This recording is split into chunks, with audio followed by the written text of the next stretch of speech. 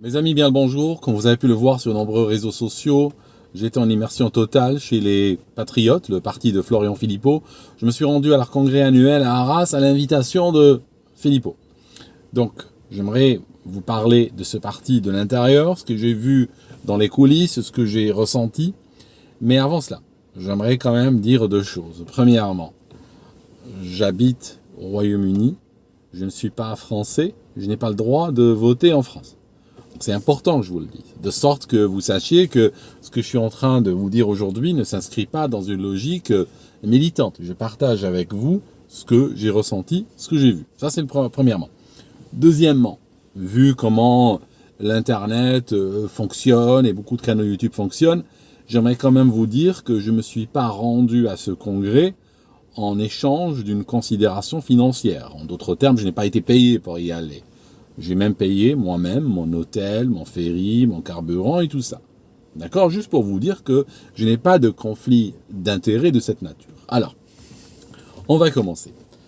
J'ai pris donc le ferry depuis l'Angleterre, je suis arrivé à Calais, j'ai roulé jusqu'à Arras et j'ai rencontré Florian Philippot et son équipe. Je n'ai pas filmé. Pourquoi? Parce que si je commence à filmer, je suis pas là. Dans le sens, quand tu filmes, tu vas créer de la distance, tu es en train plutôt de considérer ton cadre, ton son, ta lumière, la batterie de la caméra, et puis finalement, tu n'es pas là. Les images de ce congrès sont largement disponibles sur Internet. Moi, je vous dis le reste. Je vous dis le feeling depuis l'intérieur. Alors, je vais vous dire un truc.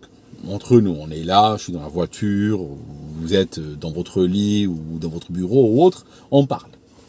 Premièrement, quand je vais chez des gens comme par exemple les Patriotes, et entre nous, si j'avais été invité par d'autres, si j'avais été invité, je sais pas moi, par exemple, c'est pas que je suis en train de lui tendre la perche, mais si j'avais été invité par l'UPR par exemple, j'aurais été. Donc le fait d'avoir visité un parti ne veut pas dire que je m'inscris résolument contre les autres ou autres. Non, c'est pas ça l'idée. L'idée, c'est une démarche d'ouverture, c'est une démarche d'ouverture intellectuelle, mais aussi une ouverture de valeur. Je vais vous dire un truc entre nous, avant de parler des patriotes. Vous savez un truc? Les combats des forces de l'argent ne connaissent pas les égaux. Ils ne connaissent pas les frontières. Pour eux, d'ailleurs, la planète, c'est comment la planète pour les forces de l'argent? Eh ben, c'est comme une carte de Monopoly. Ils n'hésitent pas à vendre, acheter, déplacer, même si chaque mouvement finalement va impliquer la vie de millions de gens. Ils s'en fichent. Les forces de l'argent n'ont pas ce genre de problème. Les forces des idées, malheureusement, peuvent en avoir. Ça signifie que quand je regarde l'opposition française, il y a pas mal de divisions à l'intérieur de celle-ci, et ce sont des divisions artificielles qui n'ont pas lieu d'être. Parce que l'ennemi, lui, n'est pas divisé. Lui, l'ennemi est uni. Et quand on combat un ennemi alors qu'on est divisé, c'est pas top. Mais revenons à notre sujet. Donc, quand je suis arrivé chez les Patriotes, j'ai rencontré donc Philippot, j'ai rencontré les intervenants du lendemain, j'ai rencontré les gens qui travaillent avec lui. À aucun moment, on m'a interdit d'être dans un endroit où on m'a caché des choses, où j'étais avec eux tout le long, j'ai tout vu. D'accord? Il y avait une transparence, j'ai bien aimé cela, il y avait une transparence dans l'attitude. Deuxièmement, je vais vous dire le truc, comment je fonctionne. Quand je vais chez des gens comme ça, moi ce qui m'intéresse au départ, ce n'est pas leurs idées, ce n'est pas leur programme politique, ce n'est pas leur position sur le Frexit, c'est pas ça qui m'intéresse. Ça c'est des idées, elles ont leur valeur aujourd'hui, elles ont aussi leur contingence, et qui sait, demain, dans un monde différent d'aujourd'hui, qui sait ce que ces idées-là deviendront. D'accord? C'est pas ça qui m'intéresse au départ. Ça m'intéresse dans un second temps. Mais dans un premier temps, qu'est-ce que je veux voir? Pas encore les valeurs, non, même pas. Même pas les valeurs. Vous savez ce que je veux voir au départ? Je veux voir si ces gens sont des gens décents, sont des gens bien. Je veux voir si quand je suis avec eux, je sens que j'ai affaire à des personnes qui sont bien, qui dégagent de bonnes énergies, ou bien si je suis dans un panier de crabes. C'est tout ce que je veux voir au début. Pourquoi? Parce qu'il y a énormément de personnes, du monde politique, mais aussi artistique et autres, qui ont de doubles facettes. Il y a des gens qui peuvent être très sympas et tout, très avenants en ligne. C'est des monstres dans l'arrière-boutique. D'accord? Alors, la bonne nouvelle, c'est que ce que j'ai constaté avec Philippot, c'est que c'est la même personne que vous voyez en ligne, que vous voyez sur les vidéos, que vous voyez quand les vidéos ne sont pas là. D'accord? Ça, c'était franchement quelque chose de rafraîchissant. Il y a un très bon contact, il y a une très bonne positivité, même quand ils sont à table, même quand il est tard, même quand l'atmosphère est relâchée, il y a toujours une certaine tenue dans la conversation, il y a toujours une intelligence, il y a toujours une direction. Et ça, j'ai beaucoup aimé. Donc, je me suis bien senti avec ces gens-là. On était extrêmement loin du panier de crabes.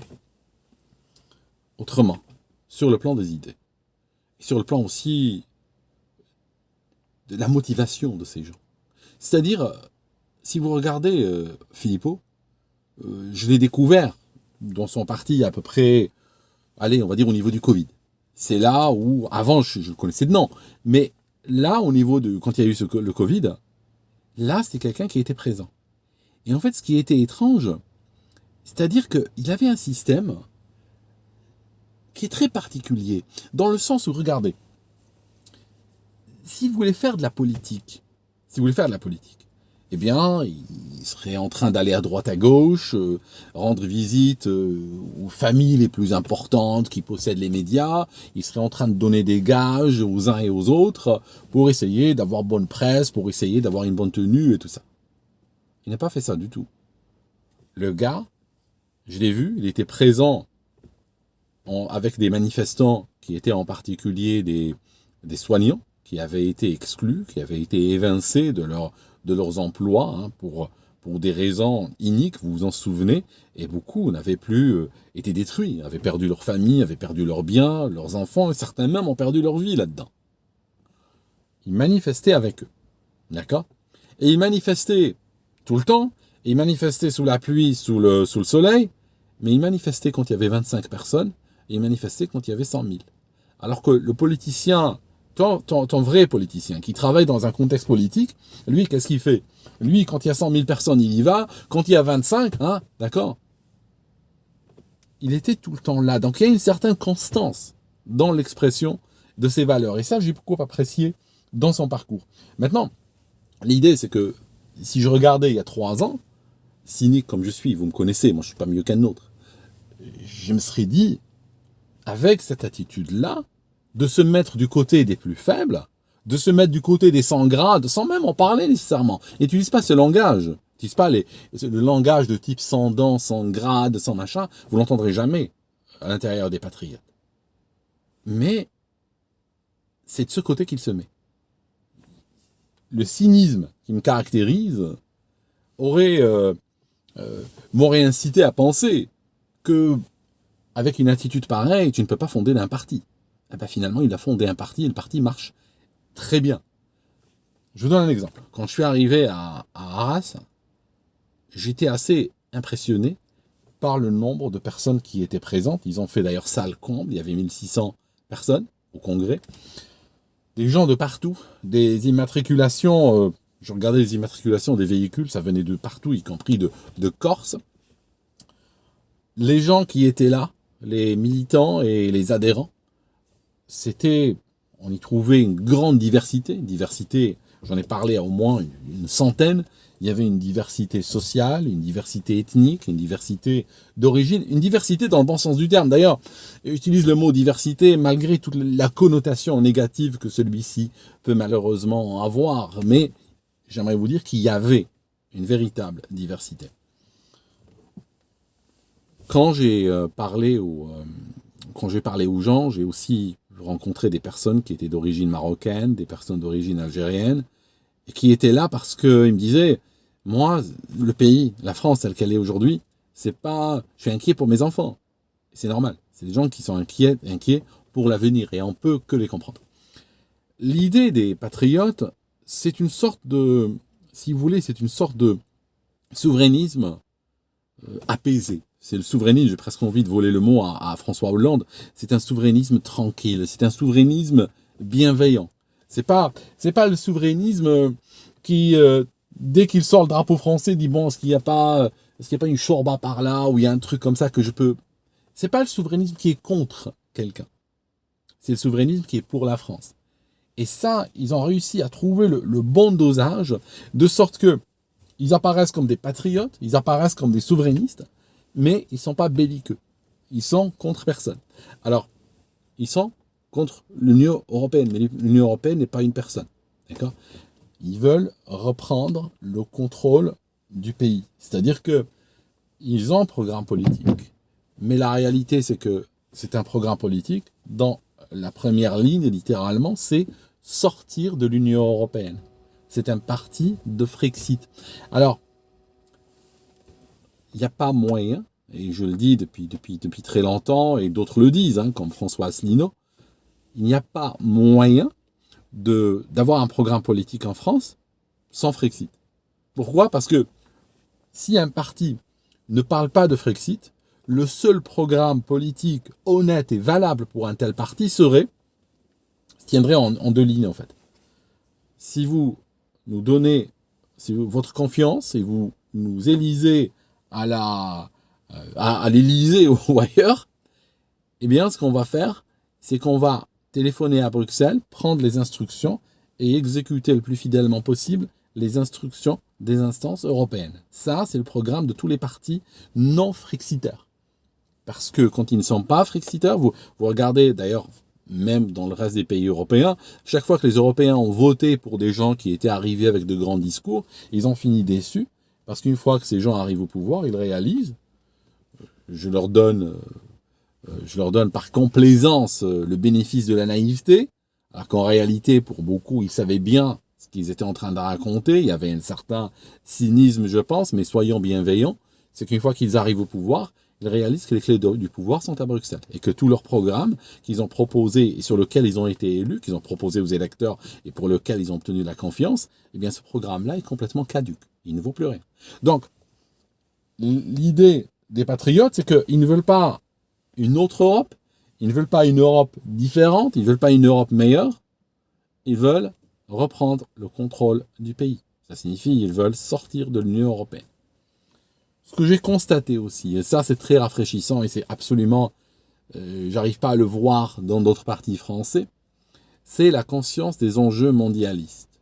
Ça veut dire effectivement, ça sert à rien de focaliser uniquement sur l'Union européenne, il faut aussi sortir d'autres organismes, des fois des clubs informels, des fois des organisations étranges qui sont des repères de milliardaires et d'idéologues oisifs et farfelus comme le WEF ou autres, qui sont aujourd'hui en train de voler littéralement les destins des peuples, qui sont en train de voler la démocratie et voler le choix démocratique à des peuples entiers.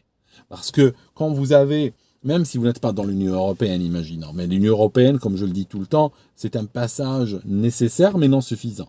Mais vous pouvez être en dehors de l'Union européenne, comme nous au Royaume-Uni, mais si vous avez des dirigeants qui vont s'asseoir au WEF et qui ramènent des instructions depuis là-bas, nous, on ne peut pas voter pour le WEF. Le WEF, on ne peut pas le sanctionner par un vote démocratique. C'est en train de devenir littéralement un État, un royaume sans terre, c'est en train de devenir une sorte d'organisme vers lequel plein de dirigeants vont pour obtenir des instructions, obtenir des feuilles de route et venir nous les appliquer. Et ça ne doit pas exister. Ceux qui sont conscients de cela sont les patriotes. J'ai réalisé que c'est des gens qui sont conscients de cela. Et puis c'est quelque chose qu'ils veulent complètement éradiquer. Maintenant, en termes d'évolution de ce parti, il y a 4 ans, ils avaient 400 personnes lors de leur congrès annuel. Ils étaient 400. Ce week-end, ils étaient 1600. Donc ils sont passés de 400 à 800, ils sont passés à 1600. On va les surveiller l'année prochaine. On va voir ce que ça va devenir. Deuxièmement, en termes d'adhérents, et ça on ne peut pas mentir sur le nombre d'adhérents, parce que c'est déclaré au ministère de l'Intérieur et tout ça, c'est tout un système. Ils en ont 40 000. Il y a 40 000 adhérents, c'est énorme. 40 000 adhérents, ça les place. C'est le premier parti souverainiste de France. Les LR ont 80 000 adhérents, juste pour vous dire. Donc, c'est un parti qui est en train de prendre du momentum, comme on dit en anglais. Ils sont en train de réellement sur une pente ascendante. Les médias classiques traditionnels n'étaient pas du tout présents à Arras, c'était zéro. C'est-à-dire qu'aujourd'hui, sur le plan médiatique, ils sont dans une phase où on va les ignorer. C'est normal. C'est une phase où on va dire ils n'existent pas. Le problème, c'est que, j'aimerais dire à ces médias, c'est que ces gars-là, franchement, je les ai vus de l'intérieur. Si vous pensez que parce que vous allez les ignorer, ils vont soudainement péricliter et disparaître, j'ai une mauvaise nouvelle pour vous, vraiment. Ce n'est pas le cas. Il y a une motivation, il y a une vision. C'est des gens qui sont réellement en train de tracer leur chemin. Donc, ce qui va se passer, c'est qu'aujourd'hui, on est dans la phase, ils seront ignorés. Probablement, d'ici Noël, je sais pas, ils sont peut-être à 50 000 abonnés, ou enfin abonnés, je réfléchis en youtubeur, ils seront à 50 000 adhérents et plus. Donc, les médias vont devoir venir quand même, vont devoir intervenir, et là, ça va être plutôt la diabolisation. Il y aura une phase de diabolisation, forcément. Et par la suite, bon, on ira à autre chose. Maintenant, je vais vous dire un truc par rapport aux médias qui ignorent, qui diabolisent. En France, ça marche comme ceci. Les médias, dans leur grande majorité, appartiennent à un certain nombre de familles. C'est des familles extrêmement riches, richissimes, comme on dirait, qui vont, à chaque grande élection, élection présidentielle par exemple, vont arriver avec leur candidat. On a l'impression qu'on est à Chantilly, Vincennes, Longchamp, n'est-ce pas? On est dans un Cannes-sur-Mer, on est dans l'hippodrome, et chacun ramène son âne, n'est-ce pas? Chacun ramène son canasson, et puis on va lancer la course, et puis la famille dont le canasson arrive, en pole position, hein, bon ça c'est plutôt de la Formule 1, mais on se comprend, hein, le canasson qui arrive en premier, donc à ce moment-là, il fait gagner la famille qui a voté pour, hein, qui a mis son argent pour. Et à partir de là, il arrive et il va les arranger. D'accord? Ce système doit s'arrêter, mes amis. Vous n'allez pas vous faire bouffer à chaque fois comme ça, parce que, moi je vous le dis, vous allez finir avec le slip au niveau des chevilles. Ça ne peut pas continuer comme ça. Parce que vous êtes littéralement, à chaque fois, le peuple français se retrouve à voter pour les choix, pour les offres qui lui sont présentées dans les grands médias. Or, ces offres-là sont des offres liées à des grandes familles qui possèdent les médias en question. D'accord? Médias, d'ailleurs, que vous payez par vos propres deniers. Ce qui est assez dingue en France. Au Royaume-Uni, on a des milliardaires qui possèdent des médias, mais au moins, ils ont la décence de les financer eux-mêmes par leurs propres deniers. Alors qu'en France, le milliardaire achète le média, et puis l'État lui signe un chèque pour qu'il fasse tourner. Je veux dire, tu achètes un joujou, finance-le, quoi, la moindre des choses, quoi. Je suis, moi, pour le propagandiste payeur. Hein, d'accord, c'est ça le principe. Hein, tu fais de la propagande, tu payes. Voilà. Donc, je disais, c'est un parti qui est en forte croissance et toujours en gardant les mêmes principes de Philippot qui manifeste sous la pluie avec 25 soignants. C'est-à-dire, par exemple, il y avait, parmi les intervenants, il y avait le président et porte-parole de Verity France. Vous vous rappelez, il est très connu, il a perdu son épouse qui était malade, elle s'appelle Morissette, hein, pour vous rappeler. Elle s'appelle Morissette, elle était malade, et puis elle est décédée au bout de quelques mois de souffrance. Elle a eu une maladie neurodégénérative fulgurante, n'est-ce pas? Il a fondé son association et depuis, voilà. Maintenant, il l'a invité, il est venu parler sur scène. Un truc. Moi, ça m'a frappé. Parce que, honnêtement, je vais vous dire un truc. Et je parle toujours en cynique. Si on est dans une politique cynique, pourquoi tu le ramènerais? Tu gagnes quoi avec ça? Mais franchement, tu gagnes quoi? Mis à part avoir mauvaise presse, qu'est-ce que tu vas gagner? D'accord? T'as rien à gagner. Mais ce que j'ai réalisé dans ce parti, c'est que nous sommes vraiment dans l'anti-politique quelque part. Nous sommes dans une logique où il y a des valeurs, il y a des gens qu'on invite, il y a des gens avec lesquels nous sommes. D'accord? Quand je dis nous, je ne me suis pas en train d'inclure là-dedans, je ne suis pas encarté dans ce parti, comme je vous le disais en début de vidéo. Je veux dire, mais ils vont inclure plein de monde, ramener des gens avec lesquels ils partagent des valeurs, des gens qui peuvent même être au plus bas, d'accord, de l'échelle, qui peuvent subir. Et ils ont ramené par exemple René Chiche. René Chiche, c'est un syndicaliste qui est en train de subir littéralement une campagne de harcèlement judiciaire, d'accord?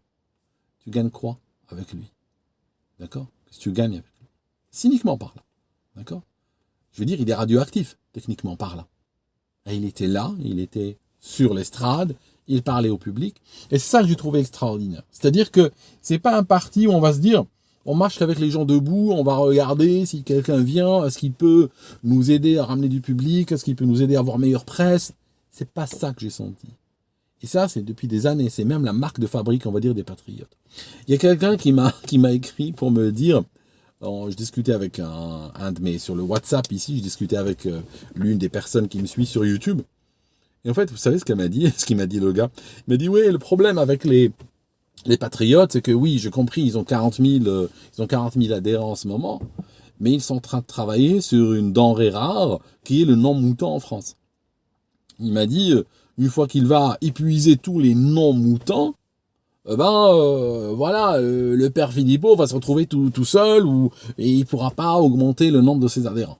D'accord? C'est un peu l'idée. Bon, deux choses. Déjà, on va surveiller cette théorie, on va voir les 12 prochains mois ce qui va se passer, on va voir le prochain congrès, s'ils seront à 1600, 1700, s'ils seront à 900 ou s'ils seront à 3000, donc là c'est très intéressant à voir. Alors si le prochain congrès ils vont doubler encore, ça veut dire que c'est réellement, là sur un horizon de 3-4 ans, ça risque de devenir vraiment un raz-de-marée.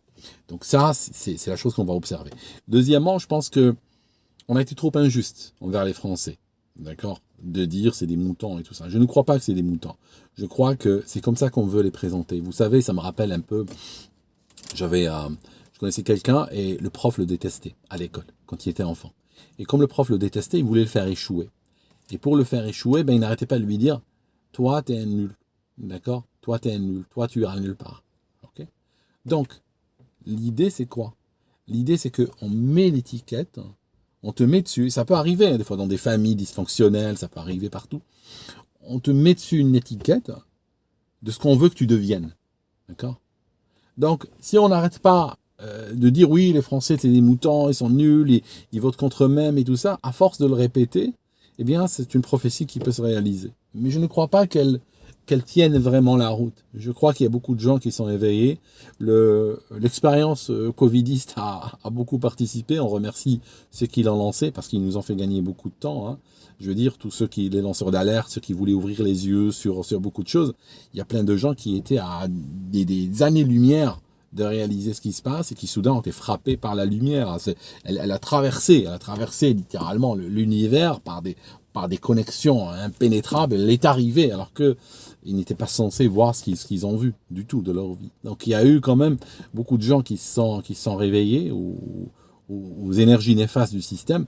Et puis on va voir. Moi je suis très très curieux, mais franchement, je remercie les patriotes de l'accueil que j'ai eu chez eux, de l'hospitalité, tout ça. C'était franchement, je me suis vraiment senti à l'aise parmi eux. Je remercie aussi les gens très nombreux qui au meeting d'Arras sont venus vers moi.